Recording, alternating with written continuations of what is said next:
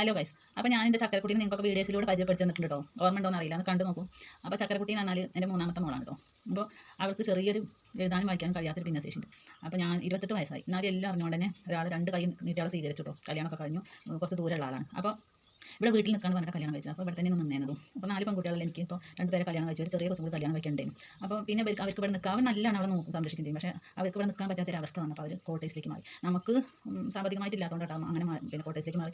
നേരെ മറിച്ച് നമുക്കൊരു 3 സെൻറ്റ് സ്ഥലം വാങ്ങി ഒരു വീട് വെച്ച് കൊടുക്കാനൊക്കെ കഴിയുമെന്ന് വിചാരിച്ചാൽ നമുക്ക് അവർ അങ്ങനെ സേഫ് ആക്കായിരുന്നു. ചെറിയ ഭിന്നശേഷിയുള്ള കുട്ടിയും കൂടിയല്ലേ, അപ്പോൾ സേഫ് ആക്കാം. അപ്പോൾ അതിന് കഴിയാത്തതുകൊണ്ട് ഇപ്പോൾ തൽക്കാലം ഒരു വർഷത്തോളമായിട്ട് കോട്ടേഴ്സിലാണ്. ഞങ്ങൾ കൂടെ ഉണ്ടായിരുന്നു. കോട്ടേഴ്സിലെ വീഡിയോ ഒക്കെ കുറേ ഞാൻ ഇട്ടിട്ടുണ്ട്. പിന്നെ എന്താ കൂടെ വേണം, കാരണം അവൾ മരുന്ന് കുടിക്കുന്നുണ്ട്, ഇടയ്ക്കൊക്കെ തലമിന്നൽ വരും. അപ്പോൾ കൂടെ വേണം. ഈ അനിയത്തിക്കുട്ടിയും കൊണ്ട് ഞാനും അച്ഛനും ആളെ കൂടെ കോട്ടേഴ്സിൽ അവനുണ്ടാവും. അങ്ങനെ നിന്നേനും. ഇപ്പോൾ എല്ലാവരും പറയും എന്നും നിങ്ങൾ നിൽക്കുമോ, നിങ്ങൾ കാലം കഴിഞ്ഞാൽ അവൾക്ക് ഒറ്റയ്ക്ക് നിൽക്കേണ്ടതെന്ന് പറഞ്ഞിട്ട് ഞങ്ങൾ വീട്ടിലേക്ക് തിരിച്ചു പോകും. എൻ്റെ മോൾ ഒറ്റയ്ക്കായിട്ട് അപ്പോൾ കോട്ടേഴ്സിൽ ഇടയ്ക്ക് വൈകുന്നേരം ഇങ്ങോട്ട് രാത്രി കൊണ്ടുവരും. മരുമോ ടാപ്പിങ്ങിന് പോകുന്ന ആളാണ്. അപ്പോൾ എന്താ രാവിലെ നേരത്തെ പോകണ്ടേ, അപ്പോൾ മോളെ അവിടെ ഒറ്റയ്ക്കാക്കിയാൽ പറ്റില്ലല്ലോ. അപ്പോൾ രാത്രി ഇങ്ങോട്ട് കൊണ്ടുവരും. പിന്നെ ഞങ്ങൾ പോയി കൊണ്ടുവരും. അപ്പോൾ ഭയങ്കര വിഷമമായിട്ടൊക്കെ എൻ്റെ മൂക്ക് തലമിഞ്ഞോ വീഴോ എന്താ ചെയ്യണാവോ ചോറിന്. അപ്പോൾ ഇടയ്ക്ക് മോൾ ഇങ്ങോട്ടും വിളിക്കും, ഞങ്ങൾ അങ്ങോട്ടും വിളിക്കും. അങ്ങനെയൊക്കെ അതുണ്ട് കേട്ടോ. ഇടയ്ക്ക് പോയി നോക്കും. അപ്പോൾ ഞാൻ പെട്രോൾ പമ്പിൽ ജോലിയാണ്. അപ്പോൾ ഞാൻ ജോലിക്ക് പോകാൻ മുന്നേ കുറച്ച് നേരം റെസ്റ്റ് എടുക്കും. ഇവിടെ വീട്ടിൽ ജോലിയൊക്കെ കഴിഞ്ഞാൽ. അപ്പോൾ ഞാൻ അങ്ങനെ കടന്നപ്പോഴേക്ക് ദാസേട്ടൻ്റെ ആ വരികൾ ഓർമ്മ കേട്ടോ. അപ്പോൾ ഞാൻ അതിൻ്റെ മൂക്ക് വേണ്ടി ചൊല്ലി നോക്കട്ടെ.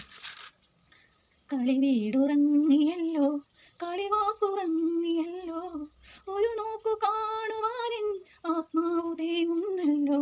തഴുകുന്ന തിരമാലകളെ, ചിരിക്കുന്ന പൂക്കളെ, അറിയില്ല നിങ്ങൾക്കെൻ്റെ അടങ്ങാത്ത ജന്മദുഃഖം. കളി വീടുറങ്ങിയല്ലോ, കളിവാക്കുറങ്ങിയല്ലോ. Thank you.